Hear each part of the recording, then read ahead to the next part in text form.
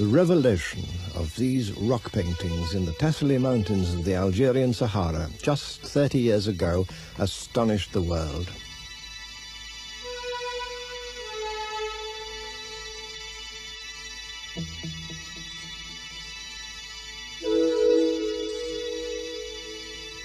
Whole communities of people who were obviously African in origin had created marvelous galleries of ancient art depicting most vividly the life of the Green Sahara as it must once have been. First we see hunting folk and the animals they lived among, the clearest proof that this region of the Sahara long ago teemed with wild game. The earliest paintings may be 7,000 or 8,000 years old. But not all the people who inhabited this huge region were nomadic hunters. This horse, complete with saddle and bridle, points to the development of transport systems and traders. And this ox-drawn plough to the planting and growing of crops.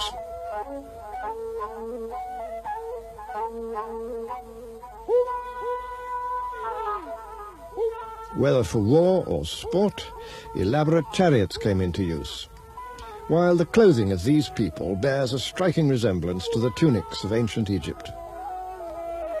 The evidence of these paintings suggests a continuous community of peoples living right across the Sahara, from the Atlantic to the valley of the Nile.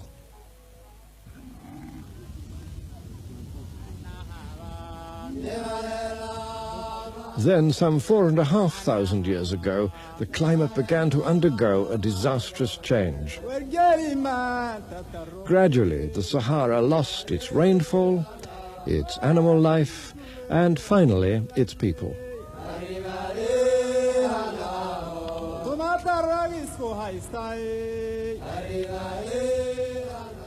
Abandoning their increasingly arid pastures, more and more people from the Sahara had to join their forerunners and follow the trails in search of a secure supply of water. Some headed for the tropical rainforests which lay to the south and west. Others moved east towards the valley of the River Nile. Fed by Africa's greatest lake, the Nile runs north for over 4,000 miles before reaching its outflow in the Mediterranean Sea. It's the longest river on Earth, and no river anywhere pushes on so relentlessly through mile after mile of vast and rainless desert regions after it's been joined by the Blue Nile tumbling down from the mountain plateau of Ethiopia.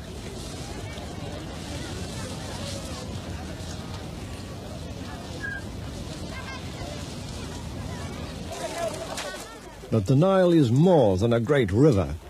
It's a whole library of the history we're looking for.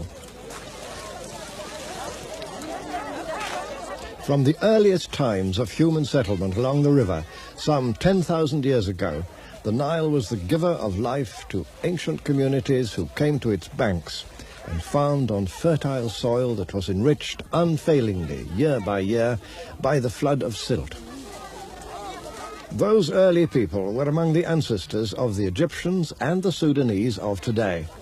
Others may have come from the Middle East, but the archaeological evidence combines to show that the main lines of incoming migration were from the southwest and the west. In other words, from the African communities of the Sahara.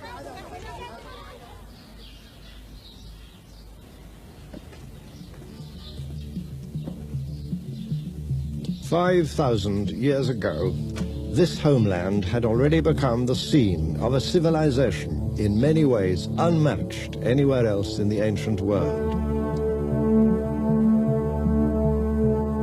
This is where we have to begin, in the Egypt of the pharaohs, in the African land that was the gift of the god of the Nile.